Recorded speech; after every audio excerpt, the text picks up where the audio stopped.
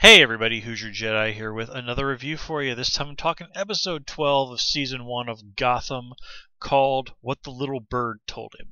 And calling it season 1 is indeed very appropriate. It just came out the other day that Gotham has indeed been renewed for a second season, which is definitely very cool. I've really, as a whole, been enjoying this show. Sadly, I didn't enjoy this episode all that much. It certainly did have some nice moments, but all in all, I kind of found it to be a little bit disappointing. So let's just kind of get right into things. First of all, we got the scene with Barbara, and we discovered that apparently Barbara's parents really suck. And yeah, and that's about it. But we don't really care about that because Barbara is an awful person.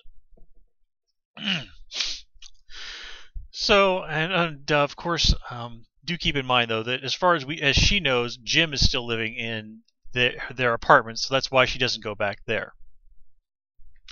Interestingly enough, Jim seems to have taken up living in the locker room of the police station. Kind of understandable that he doesn't want to go back to his place that he shared with Barbara. He might have some guard quarters over at Arkham, but who in the world wants to live in a lunatic asylum? So there's probably like a bed back there for the cops who have to pull, long hours, can go and grab a nap, and that's probably where he's sleeping, and he's just sort of keeping his stuff stashed around the station. Again, given how Gordon is not exactly the most popular guy at the Gotham City PD, this is a somewhat questionable decision, but when your other alternative is live at a mental institution, yeah, I can kind of understand that. So he gets paid a visit by Leslie Tompkins, who's there because they're kind of hot for each other and end up making out. So this sort of has me wondering if this might not be one of the areas where, as the producers have said, they are willing to sort of stray away from the Batman mythos in certain elements, and I'd be okay with that.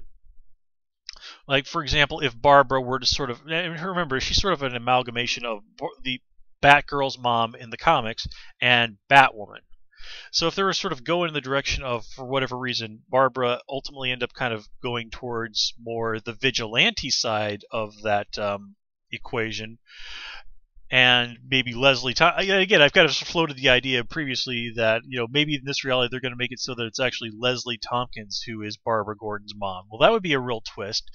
Because, again, it's sort of odd that Barbara Gordon's mother is named Barbara Gordon. I mean, I've always found that one of those little odd and very questionable choices. I mean, like, why wasn't why do that? Why not just say, oh yeah, Barbara Gordon, Batgirl's mom was named Jody or something?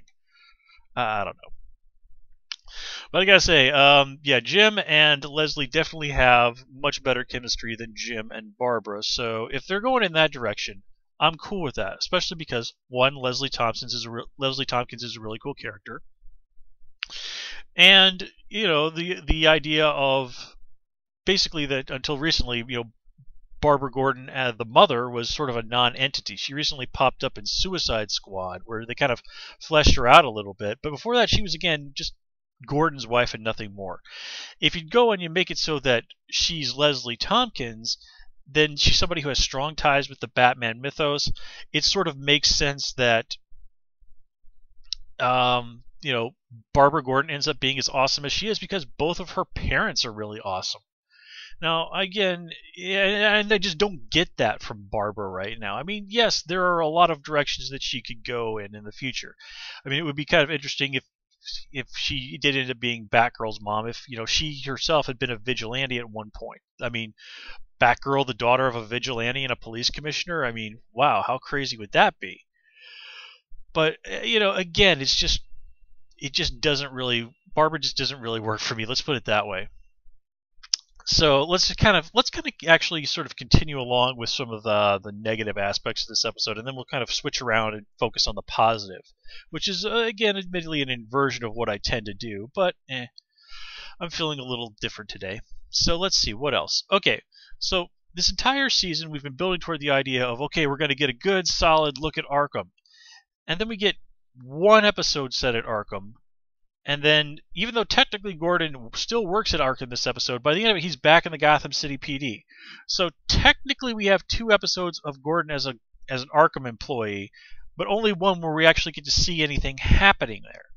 And given what an enormous build up to Arkham being such a big deal we got, and Gordon being sent there in exile, a real gut punch for us all.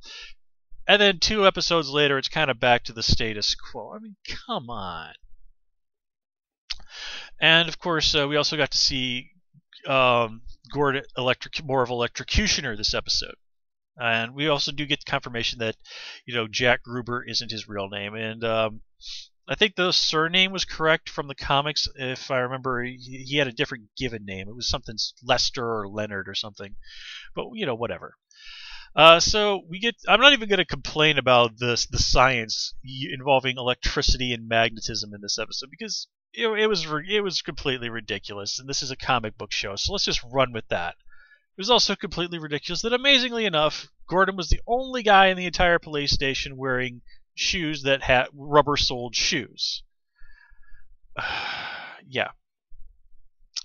And then Gordon saves the day with some guy's cup of coffee that was laying on their desk. Really? You got friggin' Electrocutioner. You got a guy who could do stuff like this. Like, have the damn guy shoot some electricity at people. Do the Emperor Palpatine thing at least one friggin' time.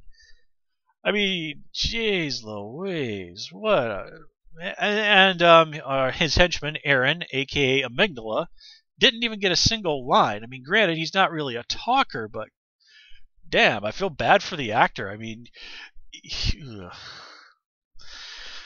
all right, so let's see. Oh yeah, and then there's the whole thing with Penguin, this episode, where basically Maroni discovers that he's working for Falcone through the most ridiculous circumstances possible. And Penguin, who's being sort of set up as this mastermind in training, and granted, we've seen him pull off some really great stuff, but we've also seen him make some really stupid decisions. Penguin can't even think of a more reasonable explanation to leave a dinner party than, "My mother is sick." Dude, you work for a mobster. Tell him you got a call from somebody who might have some important information. And then, when you come back, say, "Oh, yeah, sorry about that, boss. It didn't pan out." And, I mean, again, Maroni, I hope to God Maroni doesn't actually buy Penguin's absolutely ridiculous excuses, because the man is, like, a child could tell that he was lying. Oh, Lord. Oh, yeah. And then there's that whole thing with the doll. Which, yeah, I guess that's kind of part of the reason why Leslie went to the police station. So, the doll is called Mr. M, and Gordon immediately makes the jump to, it's Maroni, rather than, how do you know it wasn't this guy's, sophomore English teacher who failed him and he's still carrying a grudge for after all these years? Because that damn doll does not look a thing like David Zayas.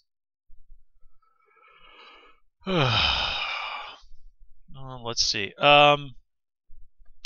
Yeah, also in general, I can't say that I cared too awful much for the stuff that was going on with Enigma. I mean, yes, it kind of gave him some insight into his character, and it did seem like Kristen, maybe just a tiny little bit, sort of was warmed up to him a little bit. She sort of saw that he was a weird guy, but that he was genuinely trying to be sincere. I mean, he was genuinely trying to pay her an honest compliment. It's just that he's so socially awkward, he just can't figure out any way to really deal with it. And it's all this riddle nonsense. That's the only real way he feels comfortable communicating with someone in that fashion. And then we also get to see some random Gotham City cop come in there and give Enigma crap. So you can sort of see that it looks like him becoming the Riddler is really just going to be him lashing out at his inability to connect with society. Okay, so let's see. So some good stuff this episode. Well, we finally get to see Fish Mooney put her plan in action. And this sort of does lead to an interest, the whole, basically, it looks like she's going to get this one in the bag. And I will have to say that what they do with Falcone as a character in this episode is pretty strong stuff. Now, again, I've kind of complained about how I don't really like the portrayal of fictional gangsters. Like him blathering on about his sainted mother. Like, dude, you've spent like something like 60 years of your life as a criminal and a murderer. If your mother was genuinely any stripe of a good person, she's been looking on you from the next world, assuming there is such a place, in complete and utter despair at the man you have become.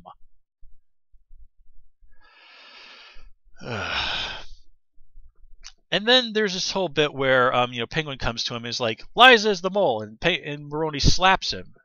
And Penguin is smart enough to say, like, look, I've totally known that Liza is the mole for a while. I just haven't said anything about it. He's smart enough not to say that.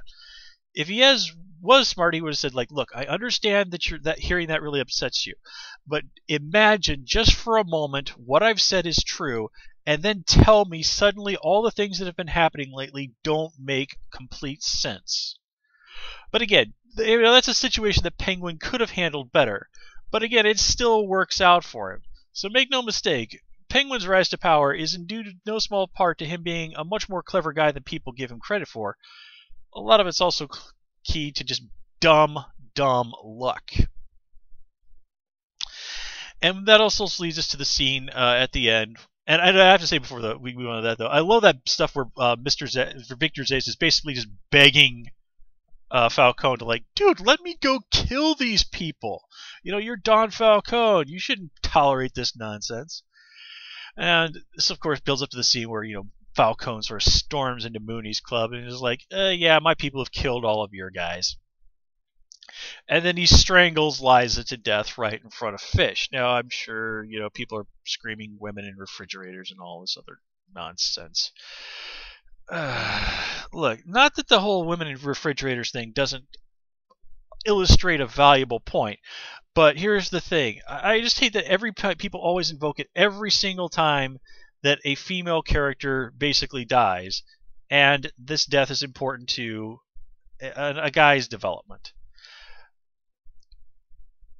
Women in refrigerators is just sort of meant to rail against that as an exclusive thing. Like, that is all there is to that character.